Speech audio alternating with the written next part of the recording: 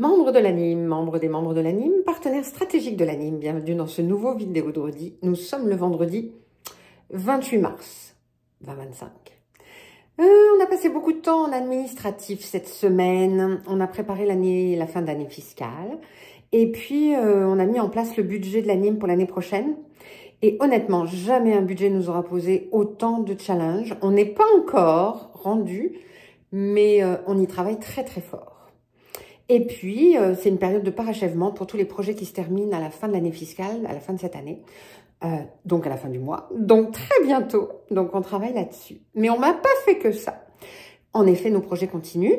L'appel à candidature pour la résidence entrepreneuriale au Franco de Montréal est prolongé jusqu'au 8 avril parce qu'on veut te voir t'inscrire. On a eu assez de candidatures, mais pas trop de candidatures. Puis on aime bien avoir trop de candidatures. Donc, si tu n'as pas encore postulé, vas-y vite, il est temps. Et cette semaine aussi, une rencontre avec la cohorte dans le projet Afro-Franco de création de spectacle.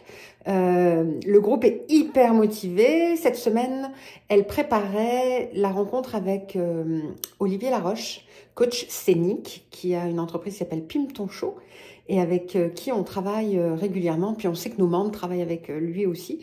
Et donc, il va travailler avec la cohorte sur la préparation du spectacle. Ça a l'air passionnant.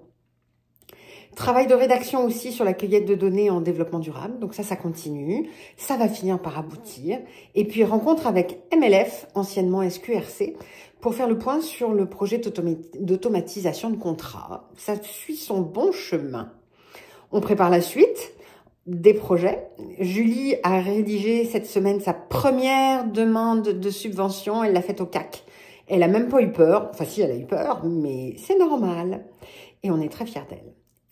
Rencontre aussi avec Patrimoine cette semaine pour parler d'un nouveau projet qu'on va déposer. Donc, on vous en parle dès que c'est prêt. Cette semaine, on s'est formé avec deux formations de la DISC, une sur la gestion de contrats et puis une autre formation sur la lutte contre les agressions à caractère sexuel et sexué dans les événements. Alexis aussi a passé du temps sur ChatGPT et d'autres applications en intelligence artificielle et s'est rendu compte que il y avait vraiment eu un déblocage cette semaine sur la capacité de l'IA à créer des images. Et il a fait beaucoup d'essais, beaucoup de tentatives. Et on a trouvé que c'était aussi époustouflant qu'épeurant. Ça évolue très très vite. Donc, comme dit Alexis, on essaye et on se méfie. On a rencontré aussi certains de nos membres cette semaine. On a eu une rencontre avec Pierre Bernard pour parler d'un projet de découvrabilité.